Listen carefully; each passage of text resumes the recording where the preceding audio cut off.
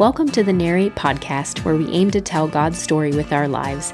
We'll be continuing to post the Sunday message each week, but we want to dive a little deeper and offer some content to supplement your life with God, and that's where our Beyond Sunday series comes in. Join Adam and Narrate staff as they provide thoughtful discussions, ideas, and interviews that go beyond the message you'll hear on Sunday. So for those of you who listen to the Anglican Identity series, there's a phrase that I use often just called ancient faith. And while I get that it's somewhat vague, part of what it's trying to do is account for the thinking of Christians who lived outside of our lifetime, and to an even greater extent, lived outside of our culture and our context and even our continent.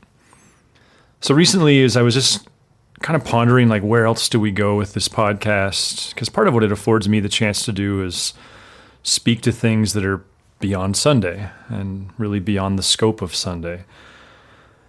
And it was while I was sitting in one of the rooms in our office where we have this awesome mind map hanging on the wall. Now, I call it awesome, but I'm biased because I played a part in creating it. It was actually a mind map that I created that Jody turned into a piece of art, and I love it. And I was looking at it recently, and it occurred to me, like, this is where my ancient faith journey really began. Now, technically, it's impossible for me to name the start of that journey, but for sure, the process that led to the creation of the mind map was early, and it was crucial. In fact, it was that journey that resulted in my saying to my friend Chris several years, or at least a couple years later, I love Eastern Orthodoxy's theology. So what I want to do is take about the next 10 minutes to speak to exactly what about Eastern Orthodoxy's theology is it that I love and that I think is worth us accounting for as we reason with Christian faith, or make sense of our own, or make sense of the one that we don't own. So the mind map of interest attempts to record the history of how Christianity has understood the cross, or how it historically has answered the question, why did Jesus have to die? It was, to be certain, inspired by a book I was pointed to in my second stint at Portland Seminary, which is called The Atonement Muddle. And in there's a chapter where the author tries to line out the different ways the cross has been viewed throughout different parts of history. So what exactly is it doing? Well, many years ago, a longtime friend informed me that he was out on Christian faith. This wasn't the type of friend who I'd have called light in his faith. He didn't dabble in his faith. Instead, I knew this friend and his wife to be people who were very serious about their faith and dedicated to their faith and had practices built into their faith. In fact, they moved here to help start Narrate and were crucial parts of that team for a long time. We went for a walk, and it was on this walk that my friend shared with me. He just said, "Hey, Adam, I'm out. I'm out on faith."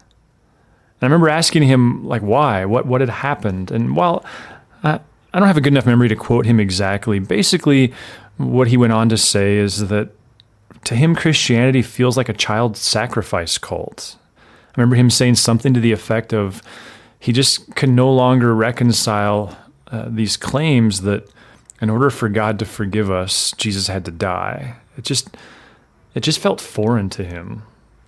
I wish I would have known then what I know now about Eastern Orthodoxy and Eastern Orthodox theology around the cross.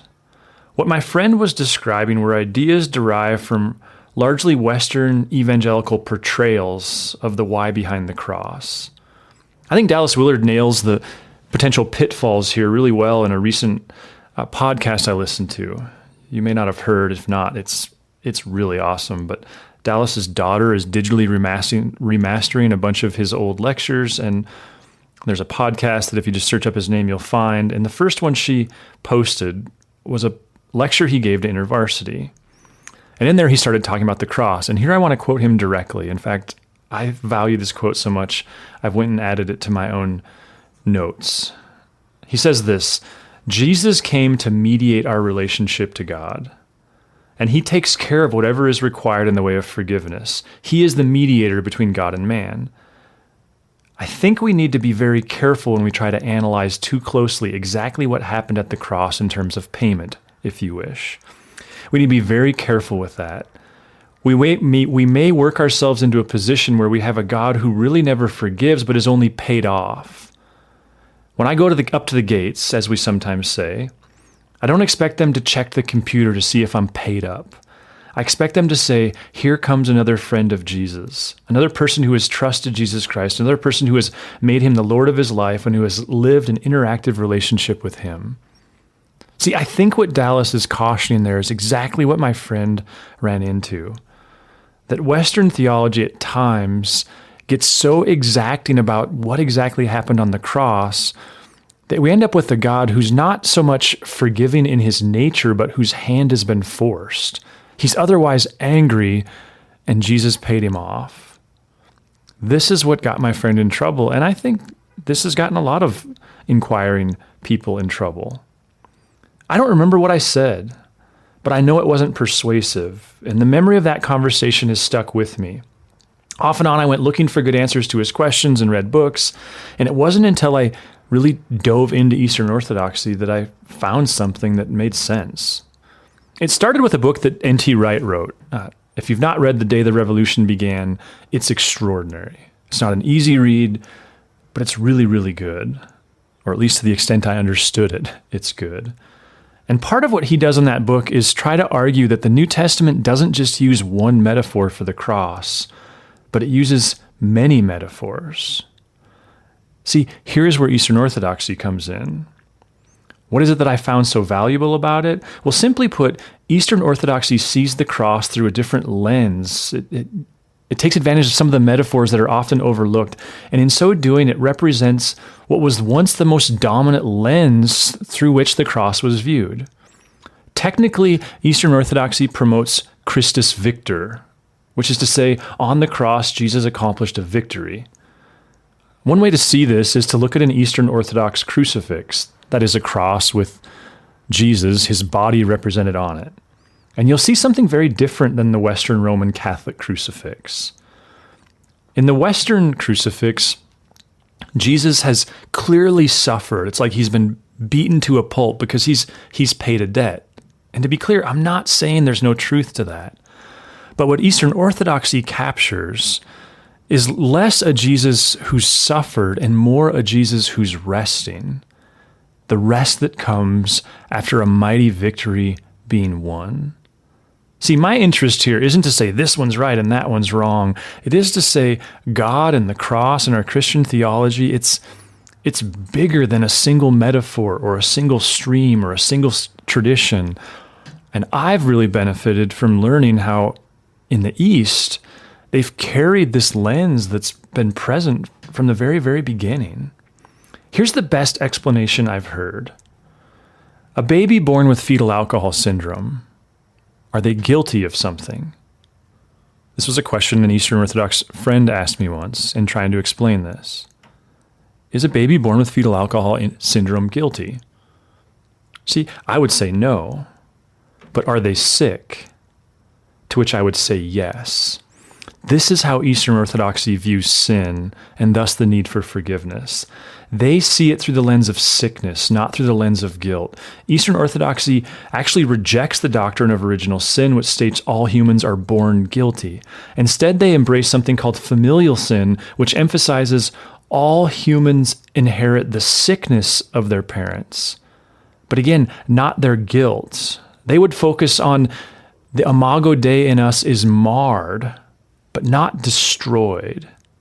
This is why Eastern Orthodoxy tends to focus on divinization. Not that they're saying that God intended for us to become gods, but that God intended us to have the image of God in us, and we're born with that image scarred, marred, messed up, but still present. And what does this have to do with the cross? Well, their view of the cross is that Jesus came to heal us. Again, I'm not saying this is the only metaphor, or even it's the only one in the New Testament, but we do have a Jesus who at times says things like, it's not the healthy who need the doctor, but the sick. I've come to heal the sick. So even he identifies in ways with this sickness metaphor. So why did Jesus have to die? N.T. Wright gives great emphasis to the fact that when Jesus sought to answer this question, he didn't give a lecture, but instead he observed a meal. I would say he co-opted an ancient meal. He's also the person, he being N.T. Wright, to awaken me to the fact that the Gospels work really hard to invite us to see Jesus through a new Exodus lens. In Matthew, why was it important for Jesus to enter the land from Egypt? Why were all the babies in Bethlehem killed? Or better, when else in the Bible does a wicked king kill a lot of babies? Why is Jesus' dad a silently remarkable man named Joseph? And that's just the first 2 chapters. My point is, Jesus wanted to be understood through the lens of the Exodus. He was a new Moses leading a new Exodus. What did Moses accomplish? Well, together with God, Moses rescued Israel out from under a king they could not get themselves free from. Rather than die under the harsh treatment of Pharaoh, God rescued Israel from evil and from death. Eastern Christian theology, and thus Eastern Orthodox theology, understands Christ's victory to be one in which evil was defeated and death lost its sting, as Paul said. I've heard many Eastern thinkers use the last scene from the Men in Black movie to illustrate. Can you remember that scene when Will Smith's character, named Agent J, is eaten by the alien? It's this dramatic scene. He kind of bends over and swallows Will Smith or Agent J head first, whole. It looks like he's lost. And then after a few moments, you hear that Men in Black gun kind of prepping, and then there's an explosion, and then there's Agent J covered in the slime of the alien's innards, but the innards has just been blown up from the inside out. See, Eastern Orthodoxy, in my view, it stewards this view of the cross, this angle of looking at the cross that sees that at the cross, Jesus conquered death, and he conquered evil. And this comes back to my comment about N.T. Wright saying that when Jesus sought to explain the cross, he gave us a meal. What meal? He took the Passover, a meal that captured a time when God rescued Israel from Egypt, and he uses that to explain himself. He doesn't give a complex theology, he tells a story. I'm not Eastern in the sense that I feel the need to reject all the Western thoughts on the cross. I think there are a lot of metaphors, and they all serve a purpose. Essentially, that's Wright's point in the book, The Day the Revolution Began. It's not important to me to say that Eastern Orthodoxy is right and Western theology is wrong. I do believe bad theology hurts people, but in this case, I don't think of one as good and the other as bad, or one as correct and the other as wrong. Again, Paul sets a precedent for multiple metaphors. What changed my life was the realization that, in the very least, the penal substitution lens isn't the only lens. If it works for you, if it just resonates that you've been forgiven as if you were in a courtroom, then there's nothing wrong with that. Go with it. But if it doesn't resonate, then there's other options. I mean, can you own the fact that, okay, you're sick, that sin is a function of sickness, that who you're really called to be in the image of God in you is lost? That's what Christus Victor is all about. Less about a God who was persuaded by his dead son to love people, but more about a God who was so committing to rescuing people that he sent his son to die for us. And again, this is where I love Dallas Willard's point.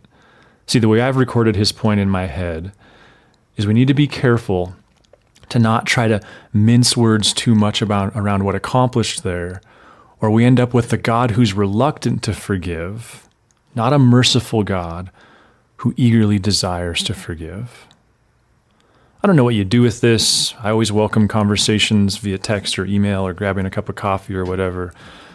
I just thought it might be a helpful thing to put out there as to this Christus Victor historical lens for the cross is really, really valuable. Thanks for listening. See you. If you'd like to learn more about Narrate Church, find us online at narratechurch.org. You can also look us up on Facebook or Instagram. Thanks for listening.